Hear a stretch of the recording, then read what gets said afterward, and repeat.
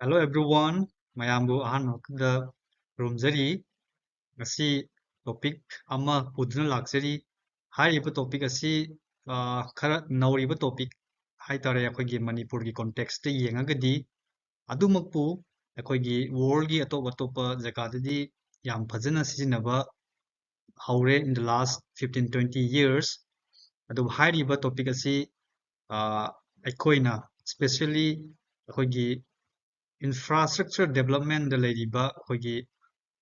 ꯃꯤꯁꯤꯡꯅ ꯍꯥꯏꯇꯥꯔꯦ ꯍꯥꯏꯔꯤꯕ ꯇꯣꯄꯤꯛ ꯑꯁꯤ ꯃꯅꯤꯄꯨꯔꯗ ꯌꯥꯝ ꯑꯦꯄ꯭ꯂꯤꯀꯦꯕꯜ ꯑꯣꯏ ꯍꯧꯖꯤꯛ ꯃꯇꯥꯡ ꯆꯥꯅ ꯁꯤꯖꯤꯟꯅꯍꯧꯔꯒꯗꯤ ꯃꯅꯤꯄꯨꯔꯒꯤ ꯐ꯭ꯌꯨꯆꯔꯗ ꯌꯥꯝꯅ ꯀꯥꯟꯅꯔꯛꯀꯅꯤ ꯍꯥꯏꯅ ꯈꯜꯂꯤ ꯑꯗꯨꯅ ꯍꯥꯏꯔꯤꯕ ꯇꯣꯄꯤꯛ ꯑꯁꯤ ꯄꯨꯖꯔꯛꯄꯅꯤ ꯇꯣꯄꯤꯛ ꯑꯁꯤ ꯑꯩꯈꯣꯏꯒꯤ ꯏꯟꯚꯥꯏꯔꯣꯟꯃꯦꯟ ꯑꯁꯤ ꯀꯔꯝꯅ ꯄ꯭ꯔꯣꯇꯦꯛ ꯇꯧꯒꯅꯤ ꯍꯥꯏꯕ ꯃꯇꯝꯗ ꯑꯩꯈꯣꯏ ꯃꯌꯥꯝꯅ ꯈꯟꯅꯔꯤꯕꯁꯤ ꯑꯩꯈꯣꯏꯒꯤ ꯎ ꯌꯥꯟꯊꯠꯇꯕ ꯑꯗꯨꯒ ꯎ ꯌꯥꯝꯅ ꯊꯥꯖꯤꯟꯕ ꯑꯗꯨꯒ ꯑꯩꯈꯣꯏꯒꯤ ꯁꯣꯂꯔ ꯏꯅꯔꯖꯤꯒꯨꯝꯕ ꯋꯤꯟ ꯏꯅꯔꯖꯤꯒꯨꯝꯕ ꯑꯩꯈꯣꯏꯒꯤ ꯔꯤꯅ꯭ꯌꯨꯋꯦꯕꯜ ꯁꯣꯔꯁꯦꯁ ꯑꯣꯐ ꯏꯅꯔꯖꯤꯁꯤꯗ ꯐꯣꯀꯁ ꯇꯧꯕ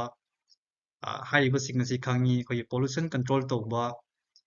ꯃꯌꯥꯝꯁꯤꯡ ꯑꯁꯤꯒꯤ ꯃꯔꯛꯇ ꯑꯅꯧꯕ ꯀꯣꯟꯁꯦꯞ ꯑꯃꯒꯁꯨ ꯂꯩꯔꯤ ꯌꯥꯝ ꯐꯖꯅ ꯄ꯭ꯔꯦꯛꯇꯤꯁ ꯇꯧꯅꯔꯤ ꯃꯗꯨꯗꯤ ꯒ꯭ꯔꯤꯟ ꯕꯤꯜꯗꯤꯡ ꯍꯥꯏꯕꯁꯤꯅꯤ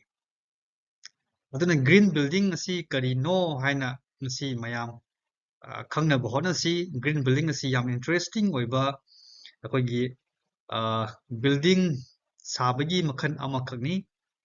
ꯑꯗꯨ ꯏꯁꯝ ꯁꯝꯅ ꯍꯥꯏꯔꯕꯗ ꯑꯩꯈꯣꯏꯅ ꯒ꯭ꯔꯤꯟ ꯕꯤꯜꯗꯤꯡ ꯍꯥꯏꯁꯤ ꯀꯔꯤꯅꯣ ꯍꯥꯏꯔꯒ ꯑꯩꯈꯣꯏꯒꯤ ꯕꯤꯜꯗꯤꯡꯒꯤ ꯃꯥꯒꯤ ꯄꯦꯟꯇꯤꯡ ꯇꯨ ꯒ꯭ꯔꯤꯟ ꯑꯣꯏꯕ ꯈꯛꯇꯅ green building ni haiba nate sida mana hongdokningi masi karino green hai taragadi akoigi isam samna hairabada for example akoina ka bhara ama rent ta lawna tamga thiba chang matamda for example akoigi ka amana chang matamda akoigi nungsa ka phangdaba adi nungsit ka fajana phangdaba aduga atoppa mafam amadana akoigi changbaga thonau ka hangdokpada nungsit ka fajana changakpa adaidi nungsa ka fajana changakpa ꯍꯦꯛ ꯆꯪꯕꯗ ꯑꯩꯈꯣꯏꯒꯤ ꯂꯩꯕ ꯅꯨꯡꯉꯥꯏꯒꯗꯧꯕ feel ꯑꯩꯈꯣꯏꯒꯤ freshness ꯑꯃ ꯐꯥꯎꯕ ꯑꯗꯨꯒꯨꯝꯕ building ꯑꯗꯨꯕꯨ ꯑꯩꯈꯣꯏꯅ ꯒ꯭ꯔꯤꯟ ꯕꯤꯜꯗꯤꯡ ꯀꯟꯁꯦꯞꯇ ꯕꯦꯁ ꯇꯧꯔꯒ ꯗꯤꯖꯥꯏꯟ ꯇꯧꯕ ꯕꯤꯜꯗꯤꯡꯅꯤ ꯍꯥꯏꯅ ꯏꯁꯝ ꯁꯝꯅ ꯑꯗꯨꯃꯥꯏꯅ ꯍꯥꯏꯕ ꯌꯥꯏ ꯑꯗꯨ ꯑꯣꯏꯇꯥꯔꯒꯗꯤ ꯑꯩꯈꯣꯏꯅ ꯒ꯭ꯔꯤꯟ ꯕꯤꯜꯗꯤꯡ ꯑꯁꯤꯗ ꯀꯩꯗꯧꯕꯒꯤ ꯐꯣꯀꯁ ꯌꯥꯝꯅ ꯄꯤꯔꯤꯕꯅꯣ ꯍꯥꯏꯕ ꯃꯇꯝꯗ ꯃꯥꯁꯤ ꯑꯩꯈꯣꯏꯒꯤ ꯏꯂꯦꯛꯇ꯭ꯔꯤꯀꯦꯜ ꯏꯅꯔꯖꯤ ꯗꯤꯃꯥꯟꯁꯤ building adu fazana design tawragadi magi demand adu hanthaba adu even water consumption water demand hanthaba adu ising gi demand hantharaba water gi demand hantharaba adu oi taragadi environment protect tawbada yamna chawba thodang ama lawi maram aduna building ama haibasi khoi icham chamna khoi gi yimkhalaga thambadu hokta nate madu kamaina sai ma sabada kari kari sijinai kana kana na sai ꯑꯗꯨꯒ ꯃꯥ design ꯇꯧꯕ ꯃꯇꯝꯗ ꯀꯔꯤ ꯀꯔꯤ concept adopt ꯇꯧꯒꯅꯤ ꯑꯩꯈꯣꯏꯒꯤ ꯌꯦꯡꯕꯗ ꯐꯖꯕ ꯈꯛꯇꯪ ꯅꯠꯇꯦ ꯑꯗꯨꯒꯤ ꯃꯅꯨꯡꯗ ꯊꯝꯖꯤꯟꯕ ꯌꯥꯕ ꯄꯣꯠꯆꯩ ꯊꯝꯖꯤꯟꯕꯗꯨ ꯈꯛꯇ ꯅꯠꯇꯦ ꯕꯤꯜꯗꯤꯡ ꯑꯗꯨ ꯃꯥꯒꯤ ꯗ꯭ꯌꯨꯔꯤꯡ ꯗ ꯀꯟꯁꯇ꯭ꯔꯛꯁꯟ ꯑꯗꯒꯤ even after the life of the building ꯃꯍꯥꯛꯅ ꯕꯤꯜꯗꯤꯡ ꯑꯗꯨꯅ ꯑꯩꯈꯣꯏꯒꯤ ꯏꯟꯚꯥꯏꯔꯣꯟꯃꯦꯟꯗ ꯌꯥꯔꯤꯕ ꯃꯈꯩ ꯏꯝꯄꯦꯛ ꯇꯧꯗꯅꯕ ꯑꯦꯠ ꯗ ꯁꯦꯝ ꯇꯥꯏꯝ ꯕꯤꯜꯗꯤꯡ ꯑꯗꯨꯒꯤ ꯃꯅꯨꯡꯗ ꯂꯩꯔꯤꯕ ꯑꯣꯀꯨꯄꯦꯟꯁ ꯑꯗꯨꯕꯨꯁꯨ ꯍꯛꯆꯥꯡ ꯐꯅ ꯅꯨꯡꯉꯥꯏꯅ ꯂꯩꯕ ꯉꯝꯕ ꯉꯝꯍꯟꯅꯕ ꯑꯗꯨꯒꯨꯝꯕ ꯀꯟꯁꯦꯞ ꯑꯗꯨ ꯁꯤꯖꯤꯟꯅꯔꯒ ꯗꯤꯖꯥꯏꯟ ꯇꯧꯕ ꯑꯗꯨꯒ ꯀꯟꯁꯇ꯭ꯔꯛ ꯇꯧꯕ ꯕꯤꯜꯗꯤꯡ ꯑꯗꯨꯕꯨ ꯑꯩꯈꯣꯏꯅ ꯒ꯭ꯔꯤꯟ ꯕꯤꯜꯗꯤꯡ ꯍꯥꯏꯅ ꯀꯧꯏ ꯃꯔꯝ ꯑꯗꯨꯅ ꯒ꯭ꯔꯤꯟ ꯕꯤꯜꯗꯤꯡ ꯑꯁꯤ ꯈꯔ ꯍꯦꯟꯅ ꯒ꯭ꯌꯥꯟ ꯇꯥꯅꯕꯒꯤꯗꯃꯛꯇ ꯑꯩꯅ slide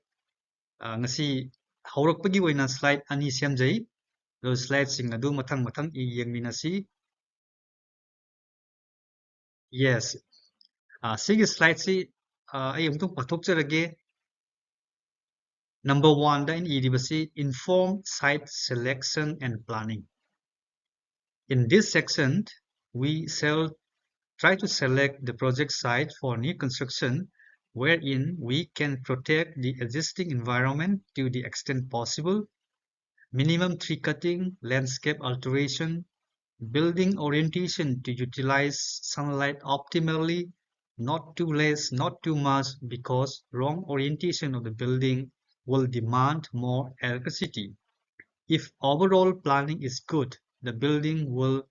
consume less electricity and water. say about 30-40% less than the non-green building. Sida haribasi akoina building anouba ama saba matamda akoigi Manipur yumsaron haina leiba adumaina akoigi yumsaron lo fazana follow tawragadi sida kanarisi akoigi magi building adu run tawba matamda mana electricity daka tariba aduga ising daka tariba du hanthaba ngamgani si hanthaba hariba ise akoigi environment protection tawbada yamna chawba mateng ama pangadoribani maram aduna building adu natraga project ama hauramdaida mahaki safam adu magi site selection adu akoigi khang ahi tanaraga tawgadabani masi mahaijage adu oiba taragadi akoigi overall hayeng mana demand tawrappa matamda akoigi ising natraga mai adu 30% phawba akoi benefit lawba ngamgani hain haijage mathang asidi akoi na discuss tawribasi building design adu akoigi water conservation da mating pangadoba oigadabani aina building hairaga masi outdoor su yaurabani aduna maram aduna akoigi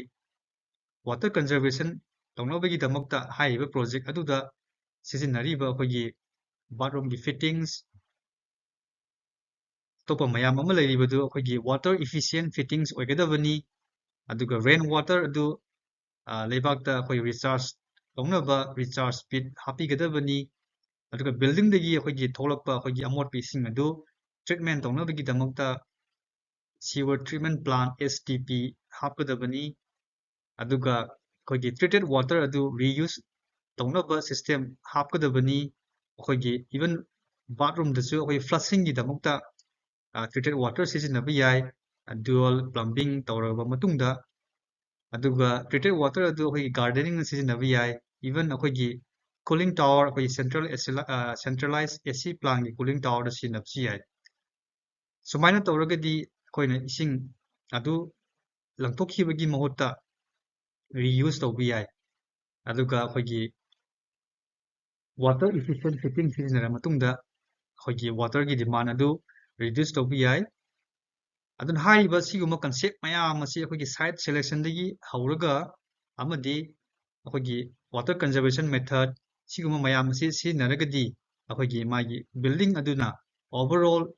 akoigi environment da impact tawbadu hanthagani haibasini siguma concept sing asini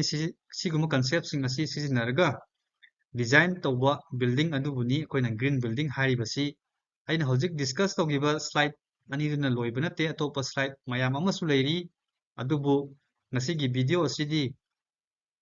haurakpagi oina introduction gi oina aina slide ani semjabani adu kanagumba akoigi mi oina maru oina akoigi building ama saba matamda stakeholders mayam ama daka tai akoising adudi first ta building dugi mapu adaidi architects design toriba engineers adaidi akoigi thekedar contractors even the akoigi pochai gi manufacturers topa mayam amasu leiri haiba mayam stakeholder mayam asina pullaba matungda da akoigi green building sengba green building ama saba ngamgadoribani makoising adunasu haiba topic asida thawai yawba daka tai aduga kari kari no haibdu fazana khangba daka tai aduga akoigi hojikti online da adum public domain da mayam ama phangabani madusu pabiyu aduga kanagumba akoigi ichininaw akoigi infrastructure development da hojik leiriba aduga green building haiba concept asigi matangda discussion tawningba leiragasu comment da hapiramu aduga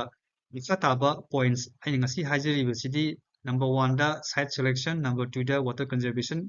hairi makha taba topic mayam magi makha taba points mayam amasu leiri aduna video makha sembirau hairagadi comment tawbiramu ai adum soidana honna charake